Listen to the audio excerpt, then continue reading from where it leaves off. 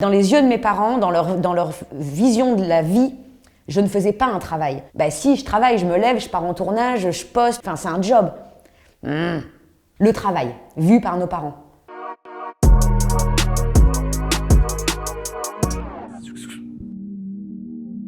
Je suis Elisa Del Sierra, Émilie Delaunay aussi. Je suis réalisatrice et productrice de films pour adultes et j'ai moi-même été actrice pendant de nombreuses années. Moi j'ai commencé en 2004, ça a été vraiment en dents de scie. J'ai commencé chez Dorcel pour Hervé Baudilis dans un film immense, mais je voyais pas ça encore comme un job, comme une potentielle carrière, comme quelque chose sur le long terme. J'ai passé peut-être au final 3-4 ans à faire quoi 5-6 films dans l'année. C'était l'époque du DVD, c'était le film scénarisé. Ensuite, les films se retrouvaient sur Internet. Comment diffuser sur Internet ? Eh ben, on va faire du gonzo. Il est bien ce short, non ? Il est très très bien. Mais... Faut l'inaugurer un peu. Moi, j'ai adoré cette période.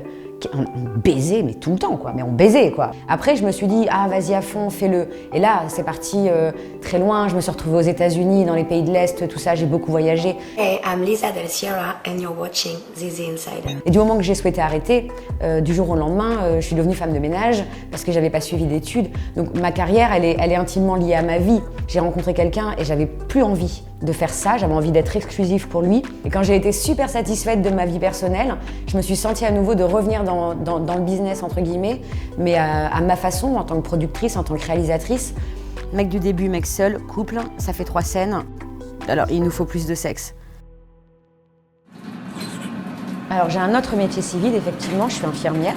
À la fois, j'adore ce métier d'infirmière. J'adore ça. Être au contact des gens et les accompagner dans ces grands moments de vulnérabilité, c'est un vrai privilège. Et d'un autre côté, ça a fait tellement plaisir à ma famille.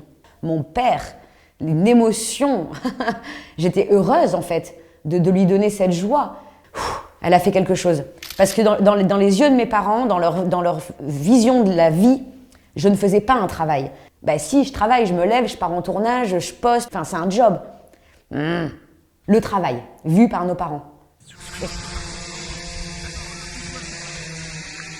Avoir été actrice, quand on devient réalisatrice, ça aide, mais sur énormément de facteurs. Pas seulement dans le fait que je comprends ce que vivent les filles. Du fait de ma carrière, j'ai une pression supplémentaire. Je ne peux pas me permettre de ne pas offrir des conditions de travail parfaites.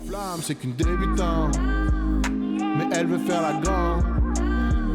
Moi, de mon côté, effectivement, quand j'ai produit et réalisé le Journal d'une débutante, à la fin du tournage, j'ai pris le temps avec mon équipe technique de voir avec eux comment ils avaient vécu le tournage. Et le retour a été plutôt brutal. Donc j'ai dit, allez, on va encore s'améliorer. Ce qui fonctionne, c'est d'être au four et au moulin.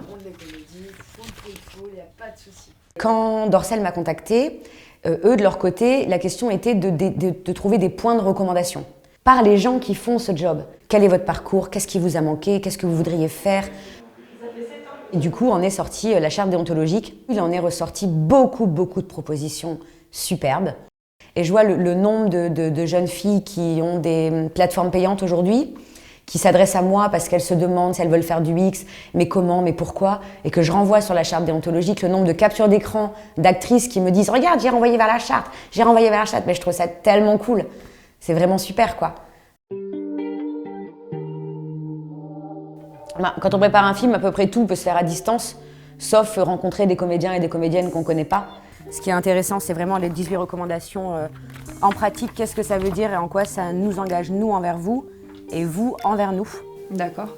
L'idée étant de leur présenter la charte déontologique, s'assurer qu'elle est comprise, s'assurer qu'ils vont respecter ses conditions de travail. Donc la protection des acteurs et actrices est une priorité, vous l'avez bien compris. Donc vous nous imposez le préservatif si vous le souhaitez. Et de toute façon, chez nous, la question ne se pose pas puisqu'on ne tourne rien sans préservatif. Et ensuite, on leur fait jouer la comédie, très important. On m'a toujours dit que j'étais la reine des pipes. Et vous savez, j'ai beau avoir des dents, et ben c'est comme si j'en avais pas. On m'appelle pipe de velours. Pas mal. Je me suis super bien et tu vas gagner de l'oseille parce que ça va très vite. Ok, pas mal. C'est pas mal du tout. On se sent tout de suite à l'aise, rassuré, on sait où on va en fin de compte et du coup on sait qu'il n'y aura pas de mauvaise surprise.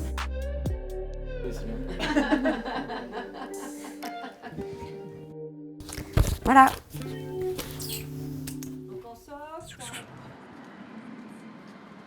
Une journée avec moi, en ce moment c'est un peu différent maintenant, mes journées elles ont beaucoup changé. J'ai eu un grand chamboulement. Je m'occupe de ma fille, je suis dédiée à elle. Cette espèce d'harmonie que j'ai trouvée, cette douceur là qui m'entoure en ce moment, c'est trop cool. Ma fille n'a aucun rapport avec ma carrière. Je suis fière en tant que femme. Je suis pas fière en tant qu'actrice X ou ex-actrice X. Enfin, moi, je deviens maman en étant une personnalité publique, donc je partage ma joie. Mais je le partage pas comme une revanche, je le partage pas comme vous voyez, je m'en fous complètement. Quand on est dans ce milieu, que beaucoup de gens ne peuvent pas comprendre, intégrer, n'ont pas la grille de lecture, il y a une espèce de porte ouverte à tout. T'as choisi de montrer ton cul, t'étonne pas. Quand sur une photo où ma fille me tient le pouce, juste sa petite main autour de mon pouce, que je reçois des messages où on me dit « Ah, déjà une bonne branleuse », mais en fait, de quoi on parle? C'est un enfant de 3 mois.